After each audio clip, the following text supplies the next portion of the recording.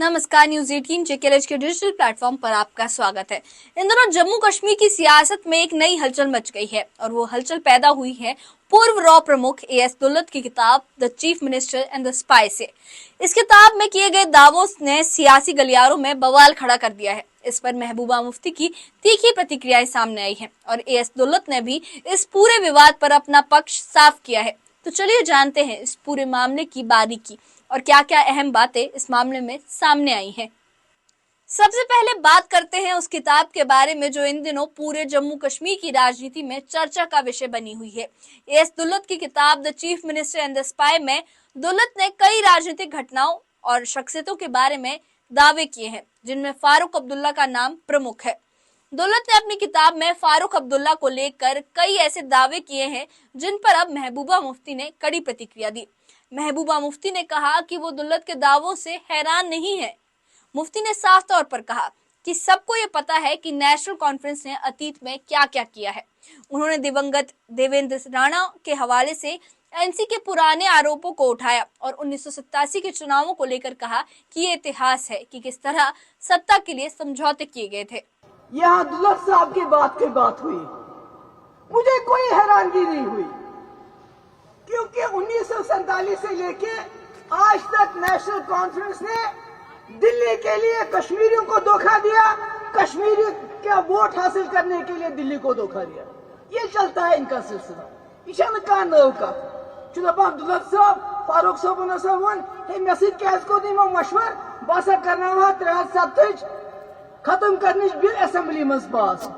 यह बसान न्यूज का मे निश न्यूज। इससे पहले देवेंद्र राणा ने नहीं कहा कि यम साथ पीडीपी तो बीजेपी कथ बात चलान उमर सबन कर 4 चक्कर बोस अमित शाह से बन सरकार तथस बह गवाह यम साथ कथ बात चलान 2 रेतन निश आए तुम क्या टाइम लागान नेशनल कॉन्फ्रेंस बिला शर्त शरूत 7 दिन खतर तैयार।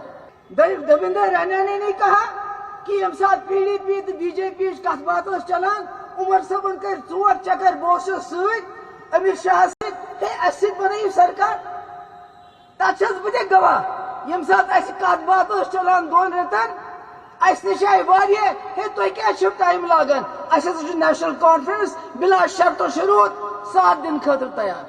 मगर मुफ्ती साहब हिले नहीं। उन्होंने कहा जब तक मेरी शर्तें आप नहीं मानोगे अत मज थो लागो 370 अत कह 2 वरियन 10 रेतन सी सरकार तिमन 3 वरियन मज लोग 370 अत कह। महबूबा ने यही रुककर नहीं छोड़ा। उन्होंने आगे कहा कि अगर हम इतिहास में जाएं तो कई ऐसे उदाहरण हैं जब एनसी ने सत्ता के लिए समझौते किए और इस संदर्भ में उन्होंने 1987 के चुनावों की बात की, जिसमें आरोप था कि उन चुनाव में धांधली की गई। दुल्लत साहब ने अपनी किताब में लिखा कि फारूक साहब चाहते थे उनके साथ 370 को हटाने के लिए मशवरा किया जाए, बल्कि वो यहाँ तक जाते हैं कि मैं असेंबली के जरिए 370 को हटाने के लिए तैयार था, मगर मुझसे मशवरा नहीं किया गया। तो ये कोई पहली बात नहीं है। ये नेशनल कॉन्फ्रेंस ने इससे पहले 2014 में भी ये रातों को जाके मिलते थे अमित शाह साहब से, उमर साहब कि पीडीपी के साथ सरकार मत बनाओ, हमारे साथ बनाओ और बिला शर्त व शरूत। तो ये कोई नई बात नहीं है। महबूबा मुफ्ती ने केवल दुल्लत की किताब पर प्रतिक्रिया नहीं दी, बल्कि एनसी के साथ people's alliance for Gupkar declaration के गठबंधन पर भी सवाल उठाए। उनका कहना था कि पीएजीडी का गठबंधन खास उद्देश्य के लिए किया गया था, लेकिन एनसी ने इस गठबंधन के भीतर भी अपने निजी हितों के लिए धोखा दिया। मुफ्ती ने यह भी कहा कि एनसी और कांग्रेस ने पीडीपी को दरकिनार कर अकेले गठबंधन बनाने की कोशिश की।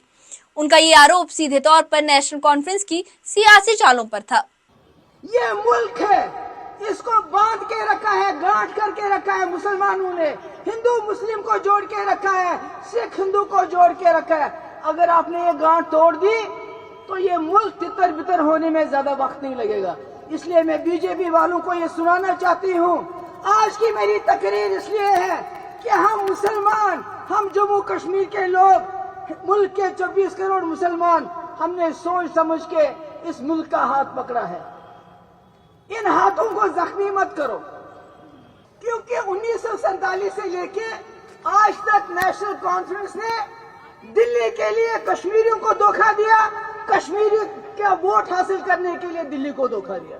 ये चलता है इनका सिलसिला। इन का नव का दपान दुलत साहब फारूक साहब हसा वन हे मे सज को मशवर बह सा कर 370 खत्म करने बिल असेंबली मज पास। यह तुम बसान न्यूज का यह मे नश न्यूज।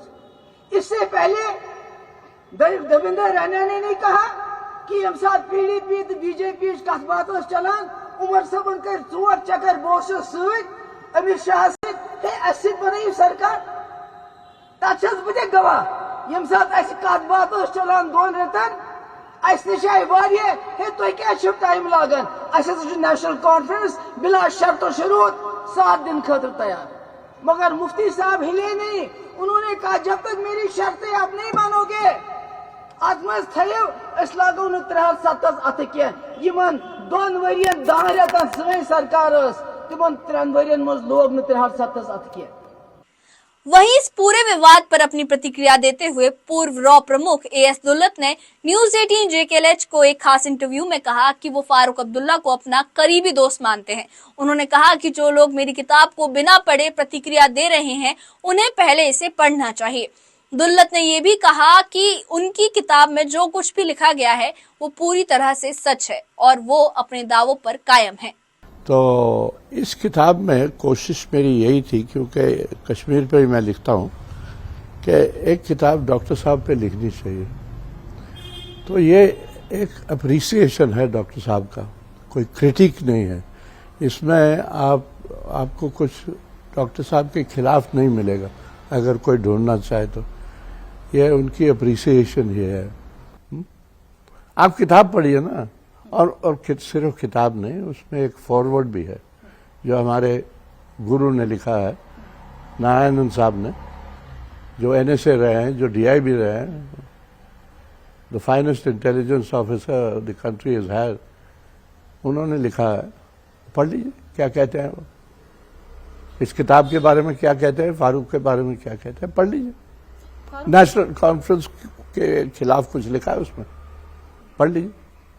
लेकिन फारूक अब्दुल्ला तो ये कह रहे हैं कि a friend would not do anything which you have। शायद डॉक्टर साहब ने किताब नहीं पढ़ी है। मुझे अब शक होता है कि शायद डॉक्टर साहब ने किताब नहीं पढ़ी है। इस किताब और उसके दावों ने जम्मू कश्मीर की सियासी गर्मी को और भी बढ़ा दिया है। महबूबा मुफ्ती ने न सिर्फ दुल्लत की किताब के संदर्भ में सवाल उठाए बल्कि फारूक अब्दुल्ला पर भी निशाना साधा। गौरतलब है कि फारूक अब्दुल्ला पहले ही इन आरोपों को बेबुनियाद और गलत बता चुके हैं। उन्होंने कहा था कि ये सब सियासी लड़ाई का हिस्सा है और इन आरोपों का कोई ठोस आधार नहीं है। तो अब सवाल ये उठता है कि क्या ये विवाद जम्मू कश्मीर की राजनीति के समीकरणों को बदलने वाला है या फिर ये सिर्फ एक राजनीतिक बयानबाजी के रूप में खत्म हो जाएगा। दुल्लत की किताब से उभरे इस तूफान के बाद फारूक अब्दुल्ला और महबूबा मुफ्ती के बीच ये सियासी जंग आगे कहां तक जाएगी, ये देखना दिलचस्प होगा। महबूबा मुफ्ती ने हाल ही में जम्मू कश्मीर के दौरे पर पहुंचे गृह मंत्री अमित शाह और उमर अब्दुल्ला की मुलाकात पर भी सवाल उठाए थे। इसके बाद अब्दुल्लत की किताब ने एक बार फिर फारूक अब्दुल्ला पर हमले का मौका उन्हें दे दिया है। क्या ये आरोप झूठे हैं या फिर इस किताब में कुछ सच है?